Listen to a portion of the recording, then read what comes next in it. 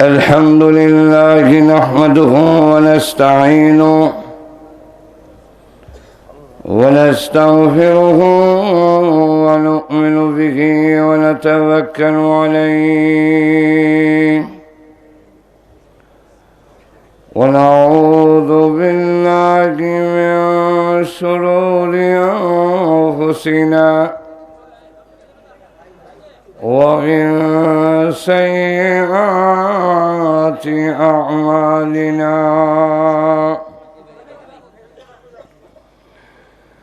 من يهده الله فلا مضل له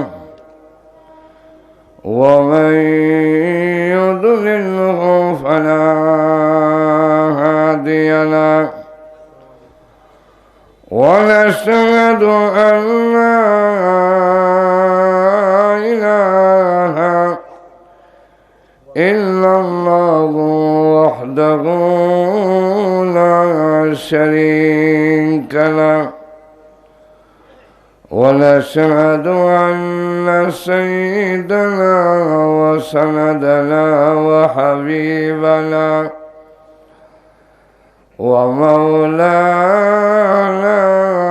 محمدا عبده ورسوله الذي أرسل إلى الناس كافة بشيرا ونذيرا وداعيا إلى الله بإذنه وسراجا منيرا أما بعد فقد قال الله تعالى في كلامه المجيد وفرقانه الحميد أعوذ بالله من الشيطان الرجيم بسم الله الرحمن الرحيم من يطع الله ورسوله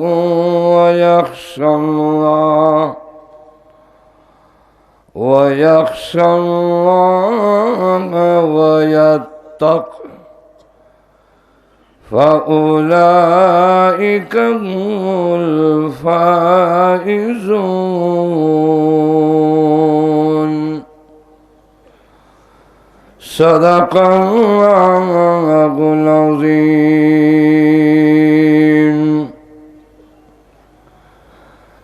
اللهم صل على سيدنا ومولانا محمد وعلى آله وأصحابه وسلم اللهم صل على سيدنا ومولانا محمد وعلى آله وأصحابه وسلم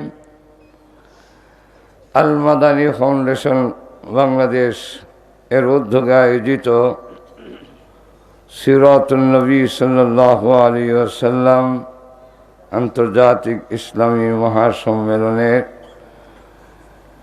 3 দিনের আজকের সমাপনী দিনের অত্যন্ত শ্রদ্ধেয় ভাজন সভাপতি মুআজ্জাজ মুকাররম উলামায়ে কেরাম, উপস্থিত সমবেত প্রান্তীয় মুসলমান ভাইরা, পর্দার অন্তরালে অবস্থানরত অত্যন্ত শ্রদ্ধেয়া মা ও বোনেরা, সর্বপ্রথমে সে মহান আল্লাহ পাকের দরবারে অসংখ্য গণিত শুকর আদায় করছি, যিনি অত্যন্ত দয়া করে আজকের মাহফিলে শরীক হওয়ার তৌফিক দিয়েছেন, এই জন্য আল্লাহ পাকের দরবারে শুকর আদায় করছি আলহামদুলিল্লাহ। আরো শুকরিয়া জানাই এই জন্যে, আজ থেকে কয়েক মাস আগেও আমার নিজেরও ধারণা ছিল না যে আমি আপনাদের সামনে আবার হাজির হয়ে কথা বলব। দীর্ঘ প্রায় 5 মাস আমেরিকা চিকিৎসাধীন থাকার পরে মাত্র কয়েকদিন হইল দেশে আসছি। তো আপনাদের দোয়ায়, আল্লাহর অশেষ মেহেরবানিতে, আল্লাহর অশেষ দয়া ও তার করমে আপনাদের সামনে হাজির হওয়ার মতো যে তৌফিক দিয়েছেন, এই জন্যে মহান আল্লাহ পাকের আলিশান দরবারে অন্তরে অন্তঃকরণ থেকে শুকরিয়া জানাচ্ছি আলহামদুলিল্লাহ। রসুলের সিরাত মাহফিল, বিশ্বের মধ্যে এক ব্যক্তি যার গোটা জিন্দেগি সংরক্ষিত, তিনি হলেন মুহাম্মদ সাল্লাল্লাহু আলাইহি ওয়াসাল্লাম। এই পৃথিবীতে আর কারো জীবন সংরক্ষিত নয়, একমাত্র আমাদের নবী।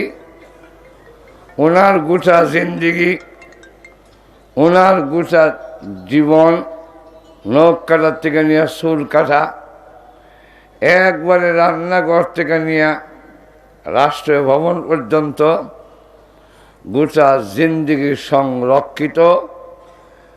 রসুলের জীবনীর উপরে যা কিতাব লেখা হয়েছে, এত কিতাব আর কারো জিন্দেগিতে লেখা হয়নি। তার পরিসংখ্যান উল্লেখ করা হয়েছে 6 লাখের আরো উপরে কিতাব লেখা হয়েছে। কিন্তু দুঃখের বিষয় হলো, একটা কিতাবও আমরা ভালো করে পড়ছি না। যা পড়ছি সব গজলের বই।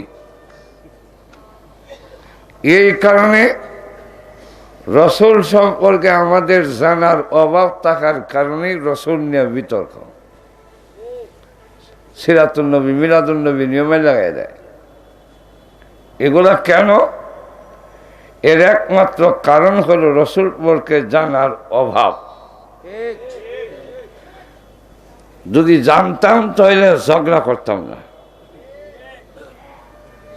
তো বিশ্বনবী রাহমাতুল্লিল আলামিনের গোটা জিন্দেগির উপরে আলোচনা করা, এটা বড় কঠিন সাবজেক্ট।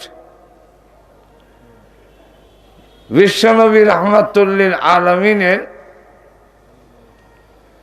জীবনের অনেক দিক আছে, সবগুলো মিলাই হইল সিরাতুন নবী সাল্লাল্লাহু আলাইহি ওয়াসাল্লাম। সিরাতুন নবীর একটা অংশই হলো মিলাদুন নবী। সুতরাং সিরাতুন নবী বললে মিলাদুন নবী অটোমেটিকই এর ভিতরে ঢুকে যায়। এই কথা যদি কেউ বলে যে সিরাতুন নবী যারা বলে তারা মিলাদুন নবী মানে না, মনে হয় এটা একটা মূর্খতা। রসুলের সিরাতুন নবীর ভিতরে, সিরাতের ভিতরে মিলাদুন নবীও আছে। কিন্তু রসুলের সিরাতটা হলো আমাদের জন্য মডেল, আমাদের জন্য আদর্শ। আমাদের লাইফ, আমাদের জিন্দেগি আল্লাহর কাছে গ্রহণযোগ্য হইতে গেলে রসুলের সিরাতের মাপেই আমাদের জিন্দেগি গ্রহণ করা হবে। রসুলের সিরাতের যে অংশটা মিলাদ, সেই মিলাদের মধ্যে আমাদের অনুসরণ করার মতো কিছু নাই। তবে সিরাতের অংশ হওয়ার কারণে মিলাদের আলোচনা করা মুস্তাহাব, মিলাদের আলোচনা করলেও সওয়াব পাওয়া যায়। কিন্তু এই সওয়াবটা সিরাতুন নবীর সাথে ফিট করা। সিরাতুন নবীর অনুসরণ যারা করবে, মিলাদুন নবীর আলোচনা করলে সব পাওয়া যাবে। সিরাতুন নবীর অনুসরণ নাই, মিলাদের আলোচনা করলে সবও নাই। একটা এক্সাম্পল, বাজারে ছোট মাছ কিনতে গেলে ভাগা হিসাবে বিক্রি করে। এক ভাগা কত? 100 টাকা মনে করেন। তো ওর সাথে একটা এইভাবে অতিরিক্ত একটা দেওয়া হয়, এই যে সিমটি দিয়া দেয়, এটার নাম হলো আমাদের দেশে ফাও। কথা বুঝলেন? তো এক লোক দূর থেকে দেখে এই যে ফাওটা দেয়, তো মাছওয়ালার কাছে গিয়ে বললো, ভাই আমি ভাগা নেব না, ফাওটা দেয়া দেন।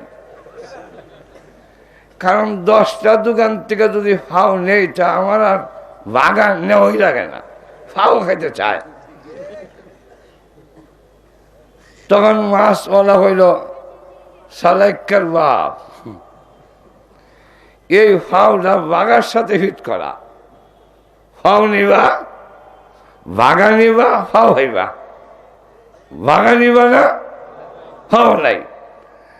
আল্লাহ মিলাদুন নবীর আলোচনার সবটা সিরাতুন নবীর সাথে ফিট করে রেখেছেন।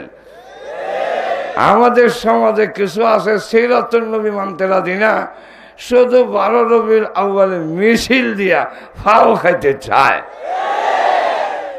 কিন্তু এই ফাওটা সিরাতুন নবীর সাথে ফিট করা। সিরাতুন নবীর অনুসরণ আছে, মিলাদুন নবীর আলোচনার সব আছে। মিলাদুন নবীর আলোচনা করলে সব পাইবেন, সিরাতুন নবীর অনুসরণ নাই, মিলাদের আলোচনা করলে সব নাই। সংক্ষেপ, শাইখুল হাদিস হযরত মামুনুল হক সাহেব দামাত বরকাতুহুম এখানে উপস্থিত আছেন। ওনাকে রেখা কিছু কথা বলা, এটা আসলে বিরাট অধিকারের ব্যাপার। আমি ওনার প্রতি একটা অধিকার আছে বলে কিছু সময় লইছি। সবার পক্ষে তো এটা সম্ভব না। আর উনিও মান্য নিছেন যে তোমার আছে বেমারা মানুষ, দেখাই তো তাকে কিছু বিপদ যাওয়া ভালো। লক্ষ্য করেন, মিলাদের যা কিছু আছে শুধু আলোচনা করা যায়, পালন করা যায় না। যেমন লক্ষ্য করেন, রসুল পৃথিবীতে আসার সময় যা ঘটছে একটাও আমরা পালন করতে পারবো না। মাওয়াহিবুল লুদুনিয়া নামক এক কিতাব, তার মধ্যে উল্লেখ করেছেন রসুল যেদিন পৃথিবীতে আসলেন, আমেনা বলেন, অসংখ্য অগণিত তারকা আমার ঘরের এত কাছে আসছিল, আমি ইচ্ছা করলে হাত দিয়া তারকাগুলো ধরতে পারতাম। রইসুল মুফাসসিরিন আব্দুল্লাহ ইবনে আব্বাস বলেন, প্রথম আকাশে আল্লাহ অসংখ্য অগণিত তারকা নূরের রশ্মি দিয়া ঝুলাই রাখছেন। রসুল আসার সময় নূরের রশ্মিগুলোকে ঝুলাই লম্বা করে দিলেন, রসুলের ঘরের কাছে আসলো। আমরা অনেক সময় গজল দিয়া রসুলকে মারতে চাই। গজলের মধ্যে অনেক সময় বলে, আকাশেতে লক্ষ তারার জোনাক জ্বলেছে, মা আমেনার কুলে চাঁদ উঠেছে। আমেনা বলেন, অসংখ্য অগণিত তারকা আমার ঘরের কাছে, আর গজলে হয় আসমানে, এমন কাঠটা মানবেন। যাক, তো আমেনা বলেন আমার ঘরের কাছে আসছিল। আচ্ছা বলেন তো দেখি, আপনার ছেলে যদি সুবে সাদেকের সময় জন্ম হয়, আকাশের তারকা কি টেনিয়া কুড়া লাগাইয়া আপনার ঘরের কাছে আনতে পারবেন? এটাকে আমল করা সম্ভব? শুধু তা না, রসুলের চাচা আব্বাস রাদিয়াল্লাহু আনহু বলেন, আমি গেলাম দৌড়ে দেখার জন্য, গিয়া দেখি আকাশের চাঁদও এত কাছে আমি আর কোনোদিন দেখিনি। তো একবার তাকাইলাম, আশ্চর্য হইয়া সারপ্রাইজ হয়ে একবার তাকাই চন্দ্রের দিকে, আরেকবার তাকাই রসুলের দিকে, তাকায় দেখি মুহাম্মদও চন্দ্রের দিকে তাকাইয়া মুচকে মুচকে হাসেন। উনি যখন ডাইনে মাথা নাড়ান, আকাশের চাঁদর ডাইনে নড়ে। উনি যখন মাথা বামে নাড়ান, আকাশের চাঁদটা বামে নড়ে। এই দৃশ্য দেখে আমি তো আশ্চর্য হইলাম, কিন্তু কাকে জিজ্ঞাসা করব? ইসলাম গ্রহণ করার পরে রসুলকে জিজ্ঞাসা করলাম, আপনি আকাশের দিকে তাকাইয়া মুচকে হাসছিলেন কেন? চাঁদ এত কাছে কেন আসছিল? আল্লাহর রসুল বলেন, চাচা, আকাশের চাঁদ এসেছিল পৃথিবীতে দুনিয়াতে আসার সময় কান্দে, তো আমি যাতে না কাঁদি আকাশের চাঁদ এসেছিল আমাকে আনন্দ দেওয়ার জন্যে। আচ্ছা, এইটাকে কারো হকে আমল করা সম্ভব? রসুলের দাদা আব্দুল মুত্তালিব বলেন, আমি ছিলাম খানায় কাবার কাছে, দেখলাম দেওয়াল কথা বলে। কি কথা বলে? দেওয়াল বলতেছে, ও আরববাসীরা, যার মাধ্যমে আল্লাহর গোলামি প্রতিষ্ঠিত হবে, সমস্ত তাগুতের পূজা উৎখাত হয়ে যাবে, সেই মুহাম্মদ আব্দুল্লাহর ঘরে আগমন হয়ে গেছে। আব্দুল মুত্তালিব বলে, আমি ঘরের দরজার দিকে, কাবা ঘরের দরজার দিকে তাকায় দেখলাম 360টা মূর্তি যা খাড়া ছিল একটাও খাড়া নাই, সব ভেঙ্গে, মানে কোনোটার পাও কোনোটার হাত ভেঙ্গে জমিনে উল্টে পড়ে আছে। বাস্তবতা দেখাই দিল যে মূর্তির হক এসে গেছে, বাতিল বিতাড়িত হওয়ার সময় হয়ে গেছে। আচ্ছা বলুন তো দেখি, কারো জন্মের সময় কি কাবা ঘরের দেওয়াল কেন? আপনার দেওয়ালও তো কথা বলবে না, এটা কি বলানি সম্ভব? শুধু তা না, হালিমাতুস সাদিয়া বলেন, আমি যখন মুহাম্মদকে নিয়ে কোলে নিয়ে উঠে আরোহণ করলাম, তাকায় দেখি আমার উটনিটা কাবা ঘরের দিকে ঘুরে গেছে। আল্লাহর ঘরকে সাজদা দিল, সাজদা দিয়ে মাথা উঠাইয়া সে বলতেছে, তার জবান আল্লাহ খুলে দিয়েছে। তখন সে বলতেছে, হে আরববাসীরা, যার মাধ্যমে আল্লাহর গোলামি প্রতিষ্ঠিত হবে আর সমস্ত মূর্তি পূজা উৎখাত হয়ে যাবে, সেই মুহাম্মদ আমার পিঠে আরোহণ করেছে। তাহলে এবার বলেন, এই সমস্ত ঘটনার আলোচনা করার নামেই মিলাদের আলোচনা। এই আলোচনা করলে শুধু আলোচনা করা যাবে, বাস্তবে তা পালন করা সম্ভব নয়, কিন্তু এরপরেও সব পাওয়া যাবে। কেন? মিলাদুন নবীটাও সিরাতুন নবীর একটা অংশ, সিরাতুন নবীর একটি অংশ। আর রসুলের সিরাত, রসুল সাল্লাল্লাহু আলাইহি সাল্লামের সিরাতুন শব্দের অর্থ হইল রসুলের গুণাগুণ, আখলাক, উঠা বসা, মর্জি, মিজাজ, কথাবার্তা সবগুলোকে এক কথায় সিরাত বলা হয়।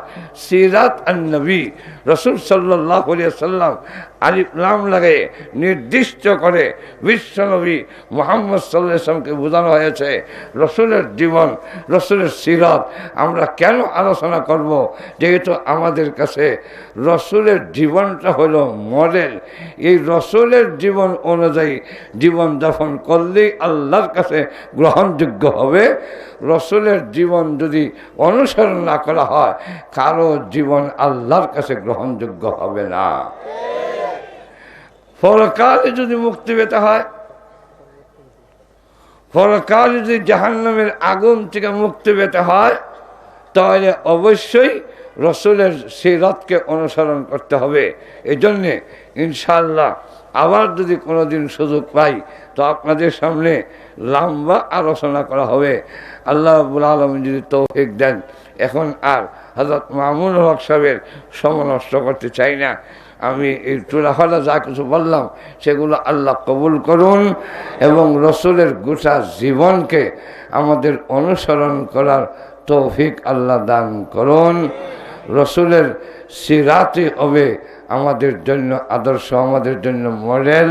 আর তখনই আমরা উন্নত জাতিতে রূপান্তরিত হব।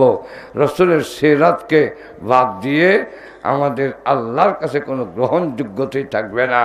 যদি রসুলকে বেশি অনুসরণ করতে পারি, দুনিয়ার জীবনে হয়তো অনেক কিছু পেতে পারি। আল্লাহ বলে দিয়েছেন, হ্যাঁ, দুনিয়ার জীবনে অনেক কিছু হতে পারো।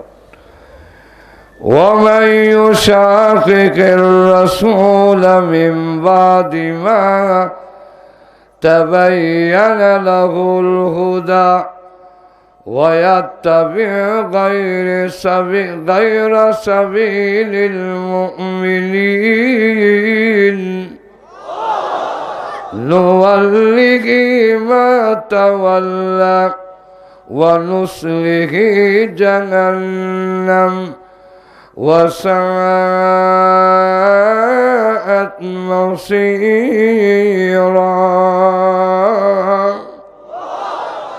আল্লাহ রাব্বুল আলামিন বিভিন্ন আয়াতে জানাই দিয়েছেন রসুলের জীবনকে কেউ যদি বাদ দিয়ে দুনিয়ার জীবনে যেই দিকে যেতে চায় সেই দিকে হয়তো কামিয়াবি হাসিল করবে। কেন কেন দিবেন এর আলোচনা করার সময় নেই, কিন্তু পরকালে নুসলিহি জাহান্নাম, তার ঠিকানা হবে জাহান্নাম। দুনিয়ার জীবনে এবং আখিরাতে যদি সফলতা পেতে হয় আল্লাহ বিভিন্ন আয়াত বলে দিয়েছেন। আমার আয়াত বলছেন তেলাওয়াতকৃত আয়াতে, অন্য আয়াত বলছেন وَمَن يُطِعِ اللَّهَ وَرَسُولَهُ فَقَدْ فَازَ فَوْزًا عَظِيمًا।